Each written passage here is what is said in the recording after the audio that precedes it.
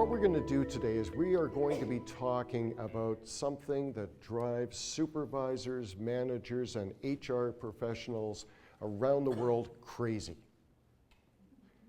People who cut corners. People who do not follow SOPs or standard operating procedures. You know, we spend countless hours working on SOPs, developing safety practices for people that are both reasonable and easy to follow. We watch them as they turn from beginners into very competent employees. And what happens? Sometime later, we see them and we note what? They're not following the SOP. They're cutting corners. In actual fact, what you're looking at or what you're observing is the expert error of conscious-based decision making. When we cut corners, we actually do it intentionally and for a whole bunch of reasons that actually we're going to examine right now. And when we examine them, maybe then we'll get an idea of what we can do about it, or if there is anything we can do about it. And to do that, we're going to delve deeply into psychology. Not really. But we are going to take some information that's called the ABCs of human behavior. And in the ABCs of human behavior, the A stands for activator. And the activator or antecedent, it's the thing that occurs prior to the behavior. And we've got in there brackets that it directs us. Okay? The behavior is the observable act. Now, the behavior, if I follow the SOPs, is me following the SOP. The behavior, if I don't follow the SOP, is the cutting corner. So that's the observable act portion. And then the consequences.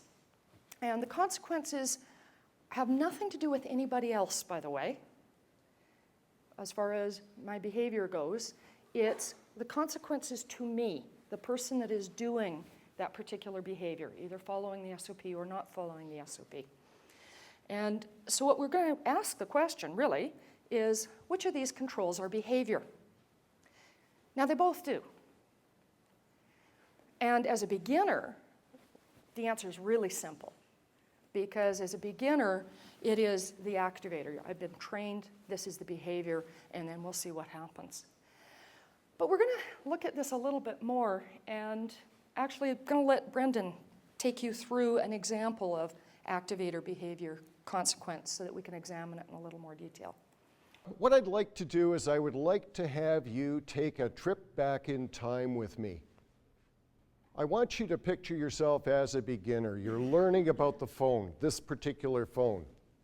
Now, the activator, you're taught, is the phone ringing. The behavior is going to be what you do, which is to answer the phone, which will result in a consequence to you. So, over a period of time, you answer the phone 100 times. Now, during that 100 phone calls, one time you found yourself talking to someone that you really didn't want to talk to. I want you to help me predict the future. What happened the other 99 times? Oh, it was someone I wanted to talk to, of course. Help me predict the future. When the phone rings the 101st time, what am I going to do? You're going to answer the phone, and I think you're absolutely right. Let's switch it just a little bit.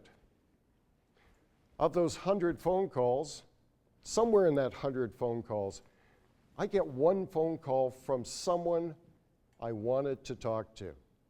The other 99 times, I ended up talking to someone I didn't want to talk to. Again, help me predict the future. When the phone rings the 101st time, what am I going to do? Elaine suggests that I'm a slow learner because Really it took me slow. 100 calls to figure that out. But Took you a while to become an expert. Okay, so what we're seeing here is that the activator definitely is that trigger that makes us look at what behavior we're going to do. But as we gain experience, the consequence can start to influence our behavior. So we want to look at those consequences. And what we find out is that the consequences themselves have certain attributes or characteristics. And they can be either positive or negative. And remember, this is to me. They can happen sooner or later. They can be certain or they can be uncertain. Now, absolutely any one of them can and does motivate us. As human beings, we are motivated by many things. However, if we look at it, there are certain of those characteristics that have more power than the others. Okay? So they can all motivate us, but some of them have more power. Notice it's kind of almost hard to read the negative, later, uncertain in green. It's because it's actually a fairly weak motivator, that combination. It's almost giving you a green light to go ahead. Okay, let's take this into more practical than the phone ringing, and let's look at it from a safety standpoint.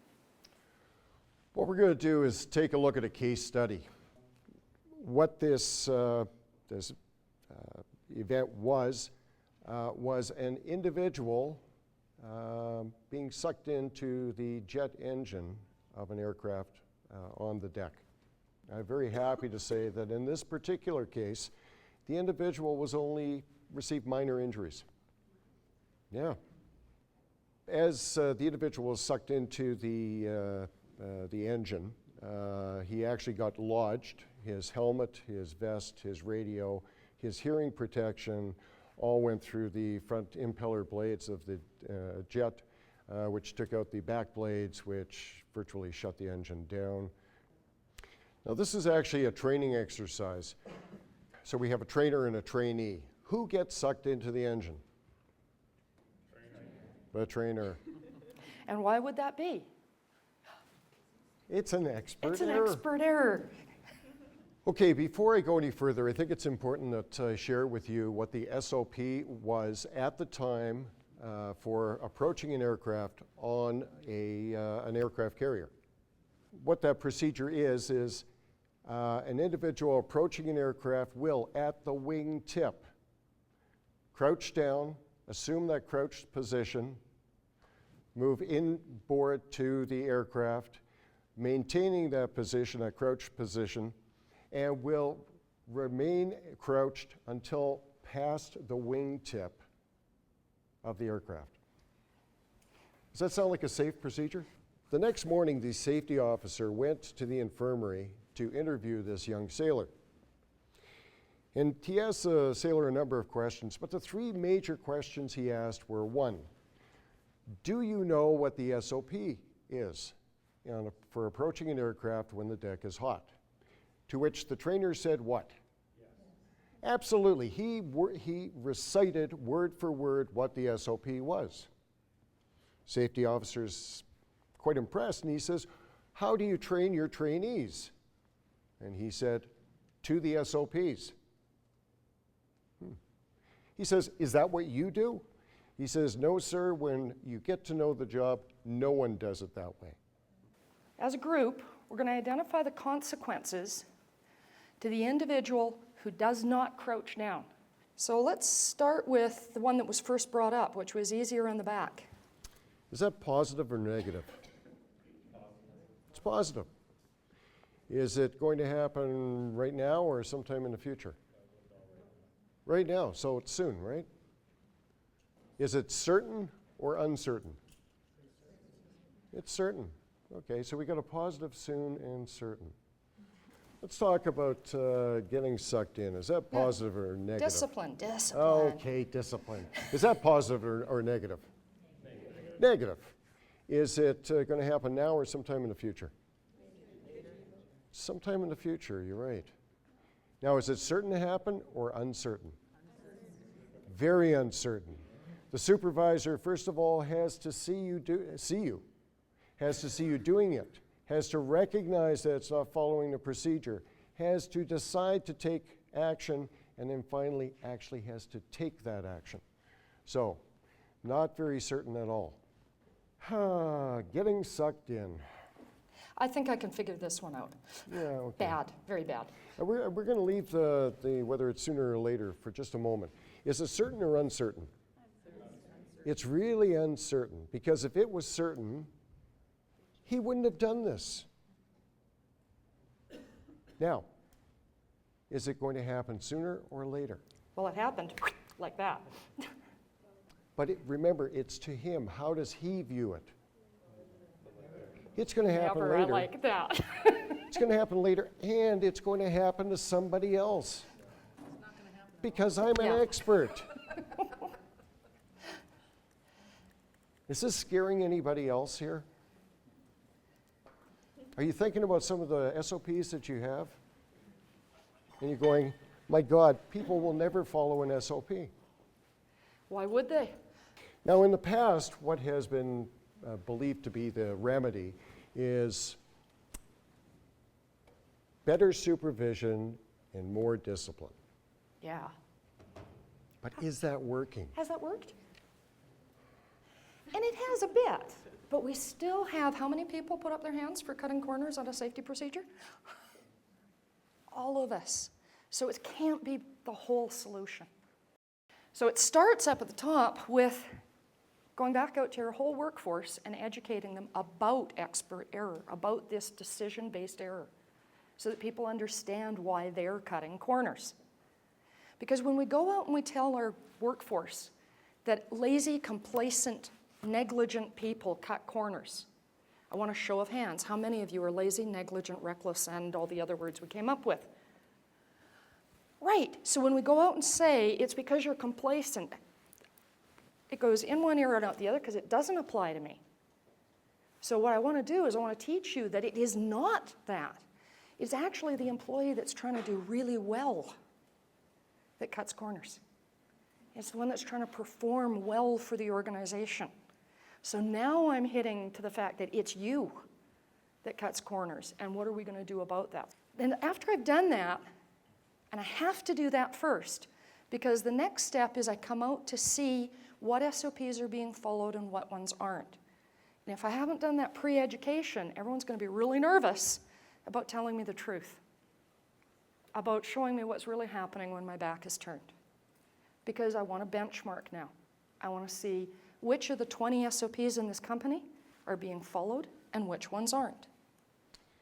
When we go out to benchmark, and you've got 20 SOPs, and you find out 15 of them are being followed and 5 of them are not, do not get depressed.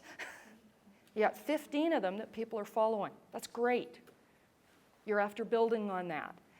We now want to step back and take the next step. We've now picked out the ones that aren't being followed, and we need to examine them. Do they actually make sense? Is the way that the workforce has adapted the practice make more sense than the way I wrote the SOP? So we've got to be open to, is it time to rewrite that SOP? We've actually talked here about the benefits of noncompliance to the individual. Is there a benefit to noncompliance for the company? One of the things that was brought up was faster. Was the individual doing it faster for him, or was it for the Navy? Probably for the Navy. Now we have to look at and be prepared to accept the costs that may be associated to getting people to comply with our SOPs. And now we're going to monitor, and we're going to start giving you feedback on the increase in the number of times we see it done right. Positive, soon certain feedback on doing it correctly. And we're going to work with you on that, and we're going to watch that change. We're going to watch that increase in that safe behavior, and we're going to watch that increase in that safe behavior until we end up with it being just the way we do things around here.